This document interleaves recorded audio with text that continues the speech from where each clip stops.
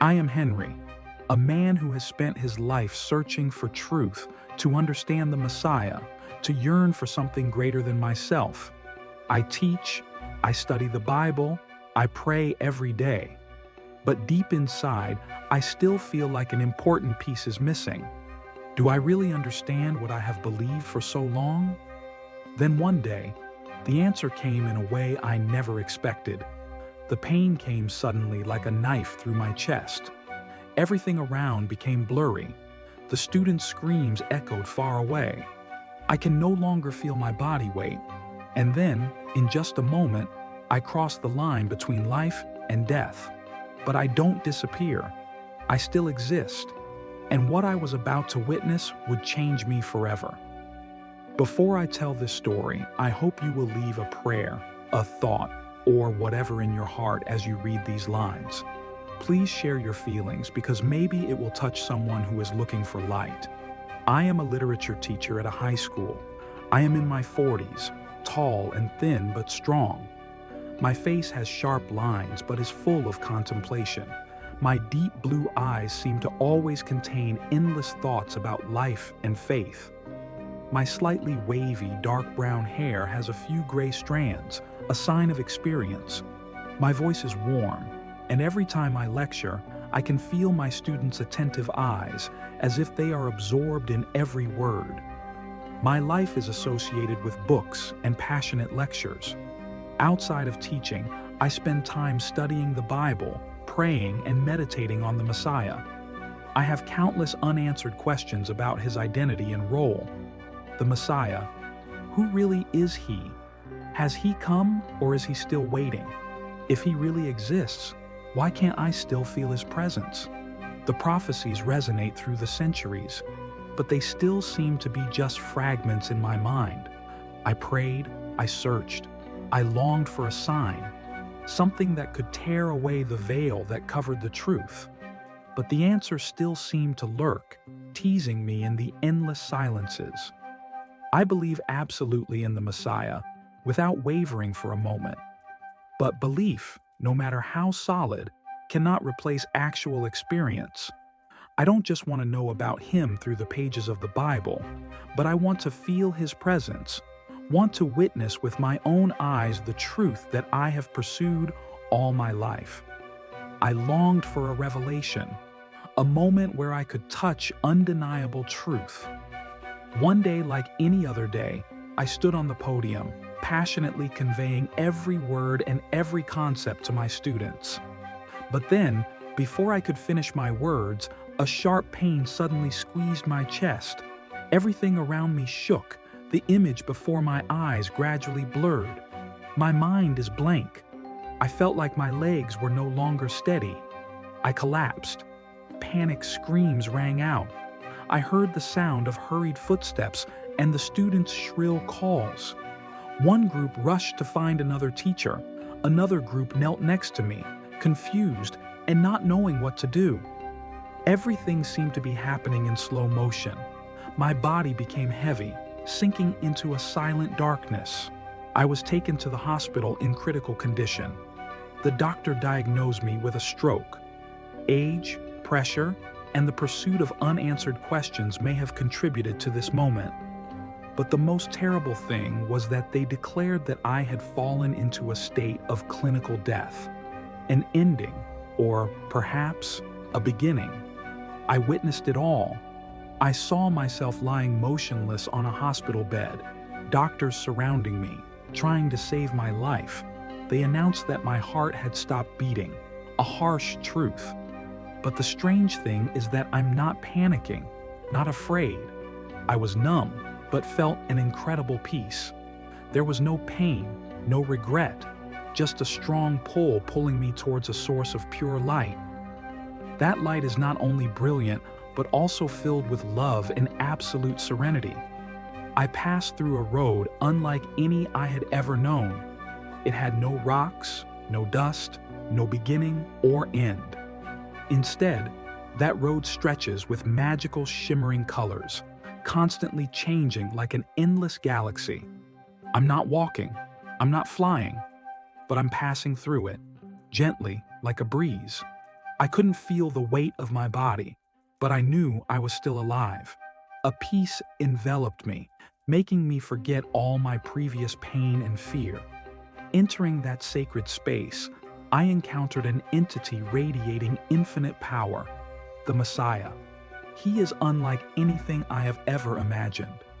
A dazzling light radiated from him, not only brilliant but also containing power that could not be described in words. I felt the absolute majesty of his every move, every breath, as if the whole universe were bowing before his presence. His eyes pierced my soul, making me feel smaller than ever, but not in fear, but in utter awe. When he spoke my name, that voice did not resonate like an ordinary sound, but like a warm flow that penetrated the depths of my soul, dispelling all doubts and engraving an eternal truth. Henry, welcome. You were chosen here to see a few things. The Messiah is not just a character in prophecy, not just an idea. He is the Redeemer, the truth, the path that I have been searching for. The Messiah took me through mysterious visions. I witnessed the creation of the world, everything operating in perfect harmony. I see the fall of man and the promise of a Redeemer. The prophecies in the Bible came true one after another before my eyes. Finally, I witnessed the Messiah's sacrifice on the cross, not as defeat, but as the fulfillment of the plan of salvation. I understand everything. All doubts in me were erased. I witnessed the cross. I saw his bleeding wounds, his last drops of sweat mixed with immeasurable pain. I saw his eyes, not despair, but boundless love, a love big enough to bear the sins of all humanity. I felt every last beat of him, every quick breath as if giving it all. I stood there, unable to look away, unable to breathe, because I knew I was witnessing the greatest moment in human history. The first vision opened before my eyes a glorious scene, the creation of the world in its first moment. Bright light spreads everywhere. Each stream of sparkling water seems to be woven with the purest rays of sunlight. I saw the sky high, blue and vast, fields filled with life, where all living things praise the Creator's greatness. All operates in perfect order, without the shadow of chaos or pain. But then, that beautiful picture gradually changed. I see that humanity was created in the image of God, but also full of the limitations of the flesh. I witnessed glorious moments when people walked in the light, but also saw them slide into fall and rebellion. A small initial crack quickly spreads into a chasm that separates humans from the Creator. Darkness crept into the world, bringing with it pain, despair, and days forgotten in sin. Standing next to me, the Messiah did not speak immediately, just quietly observed. Then he raised his hand, and his powerful voice rang out, "Do you see, Henry? This is the beginning. Men have been separated from me, but I have never left them. Since the fall began, a promise has been made, a promise of redemption, a covenant that cannot be broken. And that promise has been fulfilled through me." I was caught up in a series of visions where the truth gradually revealed itself to me, clearer than any text I had ever studied. I saw the prophecies of Isaiah come true, of the suffering servant, of the one despised and rejected. Before my eyes, the Messiah appeared, suffering unimaginable pain. He was beaten, humiliated, and his body covered in wounds, but his eyes still burned with love, a love that nothing could shake. I understood. His suffering was not a tragedy, but a predetermined sacrifice, a promise of redemption that rang out from the beginning. All the Bible verses that once troubled me and confused me are now as clear as the morning light. Messiah does not blame me for past misunderstandings. He just smiled, and somehow every layer that covered my mind fell away. The truth needs no justification. It's simple, but powerful enough to overturn all doubts. It shines brightly, sweeping away all prejudices in me. The next vision unfolded before my eyes like a living film of the Messiah's life on earth. I see him teaching. Every word that comes out of his lips is full of power and wisdom, like clear water flowing into the souls of those who are thirsting for the truth. His voice is warm but sharp, penetrating every hidden corner of the listener's heart. No one can stand before him without feeling a divine calling. I witnessed him touch the sick, and instantly they were healed. Crippled bodies rose to embrace new life.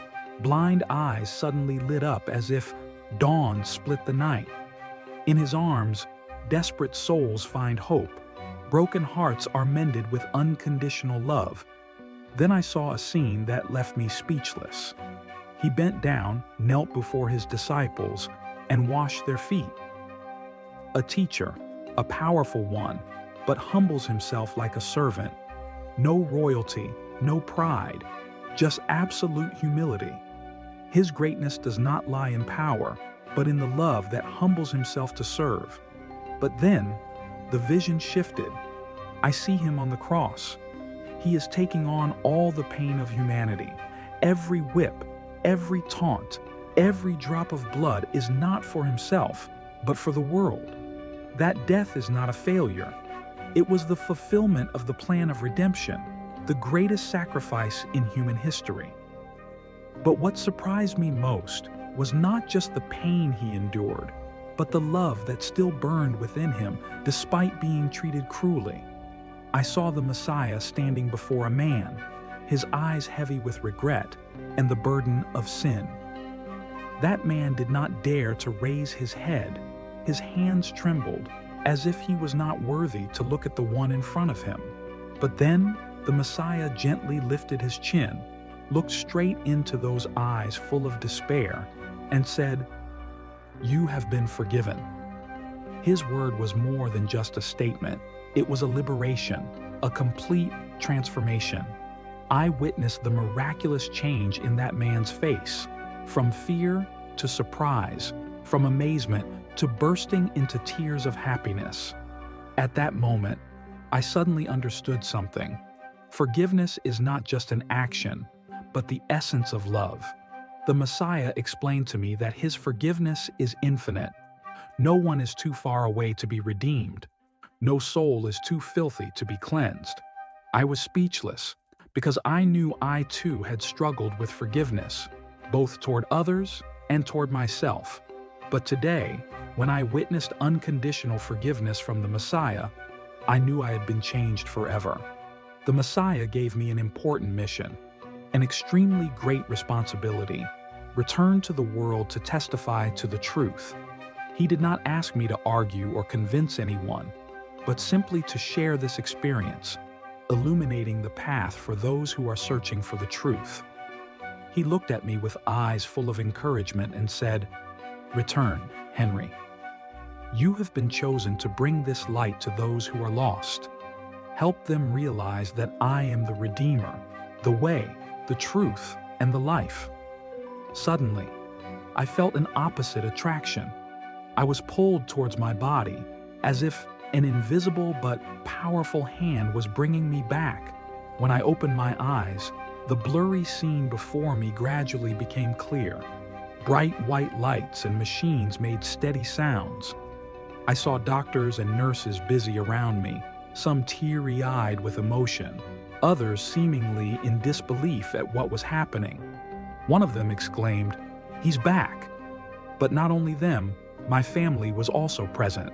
I heard my mother's choked cry, my father's eyes filled with joy mixed with shock. Someone's hand squeezed mine, a warm touch, as if to confirm that I was indeed back. I felt a profound transformation in my soul. I am no longer the same person. I have seen, understood, and now I carry a new mission, a path that cannot be turned back. From that day on, I devoted the rest of my life to carrying out my mission. When I recovered, I immediately told everyone who would listen, "I hope this magical experience will help them find faith." But no one believes me. My friends laughed, thinking I was haunted or worse, haunted.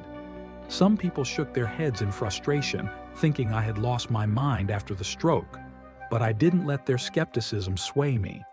I understand that the Messiah is not just a vague belief but a living reality. I don't argue. I don't try to convince anyone.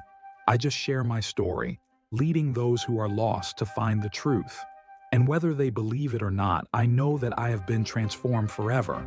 I began my journey by writing down everything I saw in vision. I write about the beauty and balance of creation, about man's fall from grace, and about the fulfilled promise of redemption. I spent days in prayer and reflection, looking for guidance on my next move. After so much effort, I finally saw a beautiful result. People around me gradually realized the miraculous change in my personality. I am no longer a mere literary teacher, but now I exude peace and steadfast faith. At first, they were still skeptical, still looking at me with questioning eyes. But gradually, they feel the sincerity in every word I say, in the way I live and treat people. My students listen to the words I shared with both curiosity and surprise. Some people believe, some are still hesitant, but no one can deny that something very special happened to me. The change in me is not a fleeting story, but a profound transformation, a journey that I went through to find the truth. One afternoon, while I was sitting under the shade of a large tree on campus, a student came up to me and asked, "Teacher, what really happened to you? People say you died and came back to life. Is that true?"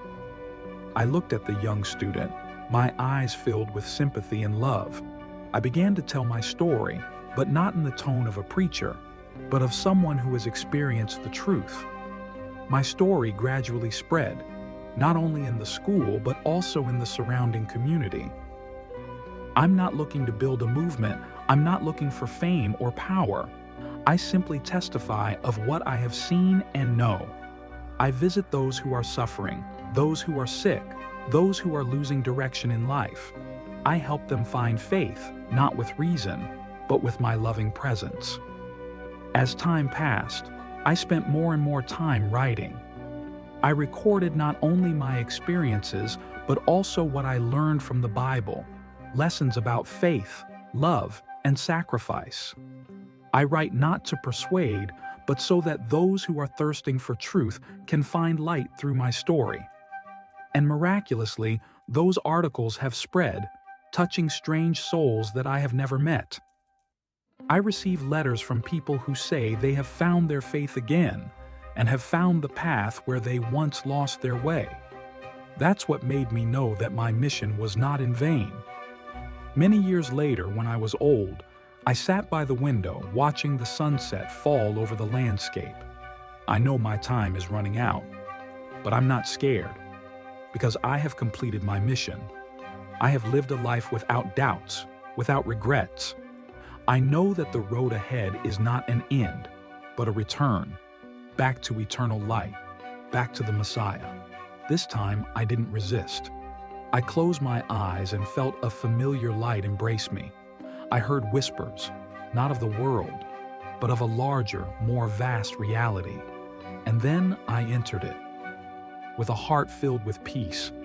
But my story doesn't end with death. It continues to live on in the books I left behind, in the words I spoke, and in the hearts I touched. My reincarnation journey is a testament to an undeniable truth. Messiah is not just an abstract concept, but a living reality, always guiding those who seek the truth. This is not only the answer I have been searching for all my life, but also the great love He has given to humanity, a boundless, limitless love, a promise that will never fade. And that's what I want the world to know. I have completed my responsibility. Not only did I find the answer, I found something greater than that, a love that encompasses the universe, the love that the Messiah has for humanity. That love has no limits, is not bound by time or space. It is present in forgiveness, in sacrifice, in the light that leads lost souls back. I no longer doubt, I'm no longer searching. Now, I live in truth, in grace, and in his boundless love. And that's what I want the world to know.